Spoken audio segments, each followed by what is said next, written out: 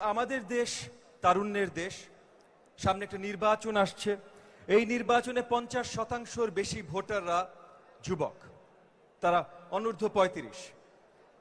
So যুবকদের জন্য আমরা কি করছি, যুবকদের জন্য আমরা কি করব, বাংলাদেশ জাতীয়তাবাদী দল কি করবে, আমরা যুগপৎ আন্দোলনে যারা ছিলাম একত্রে আছি, আমরা তাদেরকে কি প্রমিস দিচ্ছি, এগুলো নিয়ে বেশ কিছু আলোচনা হয়েছে। ঠিক আমার আগে মাহাদি অনেক লম্বা আলোচনা করেছে শিক্ষা খাত নিয়ে, কর্মক্ষেত্র তৈরি করার খাত নিয়ে অনেক আলোচনা হয়েছে। আমি ছোটখাটো দুই একটা কথা এডিশনালি ওই জায়গাটায় যাওয়ার আগে বলতে চাই।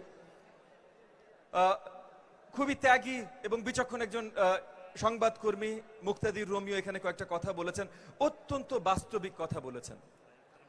যদি একটা আন্দোলনের জয় লাভ করার পর বা একটা এই যে গত জুলাই মাসে আমরা যেটা জয় লাভ করলাম, এই বিশাল গণ উত্থানের এই জয়লাভ করবার পর যদি সঠিক সরকারের ব্যবস্থায় আমরা না যেতে পারি, যতগুলো দেশ, উনি ইরানের একটা উদাহরণ তুলে নিয়ে আসলেন 1979, এর আরো অনেক পুরনো অনেক উদাহরণ আছে।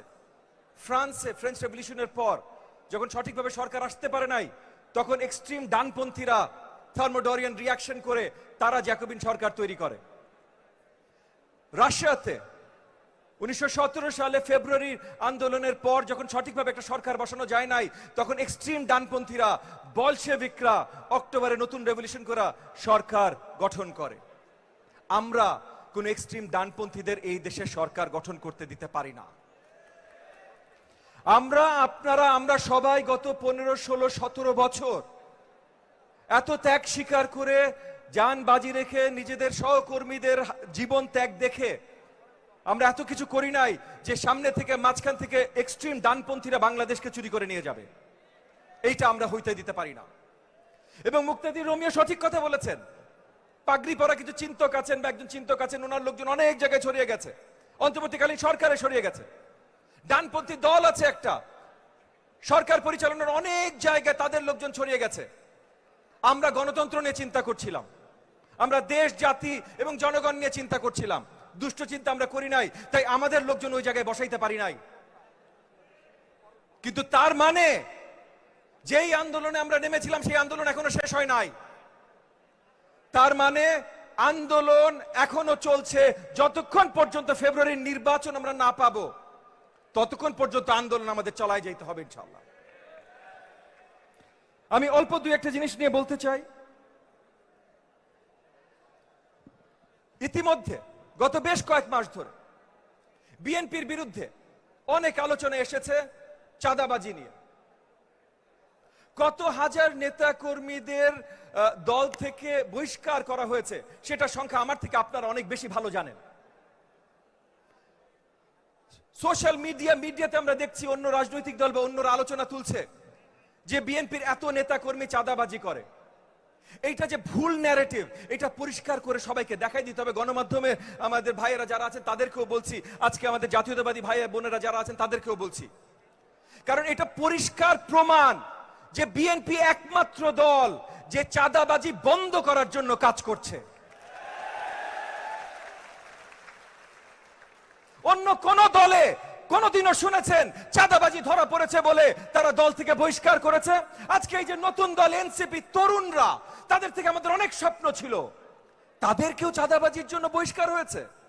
আরে তাদের কথা তো বাদ দেন, অন্তর্বর্তীকালীন সরকারে যারা বা যাদের পিএসরা বা যাদের সেক্রেটারিরা চাঁদাবাজির জন্য ধরা পড়েছে, তারা কেউ সরকার থেকে বহিষ্কার হয়েছে?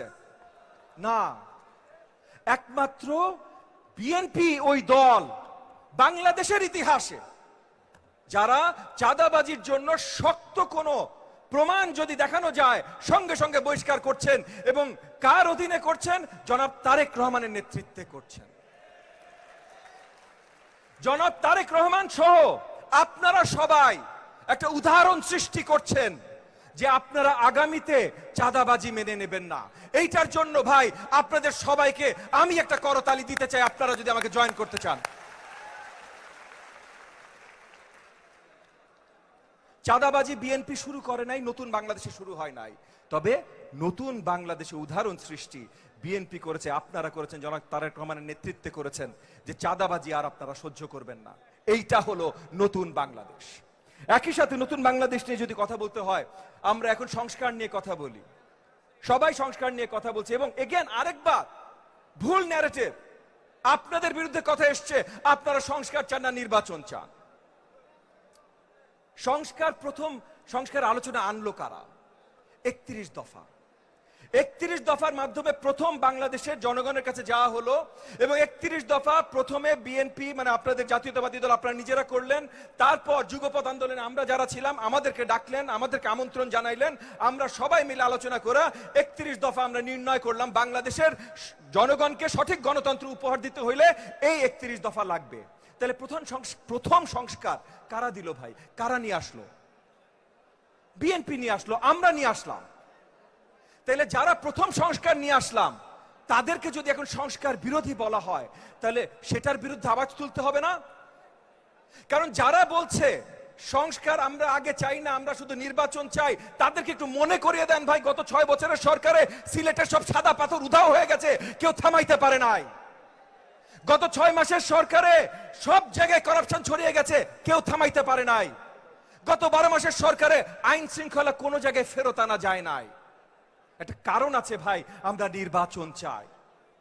দেশকে জনগণকে সঠিক পথে নিয়ে যাবার জন্য নির্বাচনের অন্য কোনো অল্টারনেটিভ নাই, কখনো ছিল না, আগামীতেও কখনো আসবে না।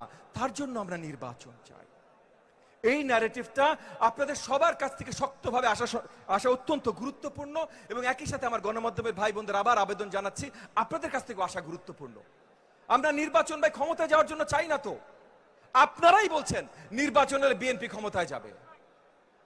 গত অনেক বছর কোনো নির্বাচন হয় নাই তো, তাহলে কে ক্ষমতায় যাবে? জনগণের উপরে ছেড়ে দেন না, কিন্তু জনগণের উপরে ছাড়েন, জনগণকে তাদের মূল্যবান ভোটটা দিতে দেন, এইটা থামাইতে চেষ্টা করেন না। তার জন্য বলছি আমাদের আন্দোলন এখনো শেষ হয় নাই। আমি আমার আলোচনা লম্বা করব না। আমি শরীফুল ইসলাম খান ভাইয়ের কবিতা শুনে অনেক ইন্সপায়ার্ড হয়ে গেছিলাম, মনে করেছিলাম কবিতা বলবো, বাট আমি আর কবিতার মধ্যে নাই আজকে। কিন্তু একটা জিনিস আমাদের সকলের মনে রাখতে হবে, আগামী নির্বাচন যদিও সরকারের পক্ষ থেকে অ্যানাউন্সমেন্ট চলে এসেছে, অনেক জায়গায় অনেক শক্তি এবং মাননীয় চেয়ারম্যান মহোদয়, আপনাদের চেয়ারম্যান মহোদয় এই কথাটা কয়েকবার তার অনেক বক্তব্যে বলেছেন, অনেক অদৃশ্য শক্তি অনেক জায়গা থেকে তাদের শক্ত প্রচেষ্টা আছে আগামী নির্বাচন যেন বাংলাদেশের জনগণ সঠিকভাবে সঠিক সময় না পায়। এই জায়গায় আমাদের সারাক্ষণ বিচক্ষণ থাকতে হবে। আমাদের ওই যে মুক্তাদির রোমিও বলে গেল মাঠে থাকার কথা, আমাদের মাঠে থাকতে হবে। আগামী নির্বাচন যেন এই ফেব্রুয়ারি যে তারিখটা ঘোষণা হয়েছে এইটা যেন আমাদের সামনে থেকে কেউ সরাই দিয়ে নিয়ে যাইতে না পারে, কোন ধরনের জাদু টোনা যেন আর যেখানেই হোক না কেন এইখানে যেন হইতে না পারে, এইটা আমাদের সকলকে একসাথে নিশ্চিত করতে হবে।